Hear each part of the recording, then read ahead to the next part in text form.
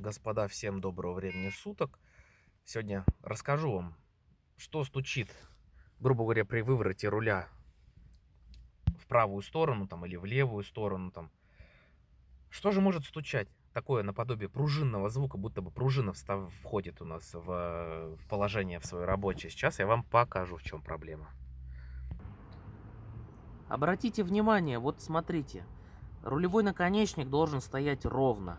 Если он будет стоять у вас по положению ближе к стойке, прям до упора будет затянут ближе к стойке, что аж, грубо говоря, он бедный в натяг идет.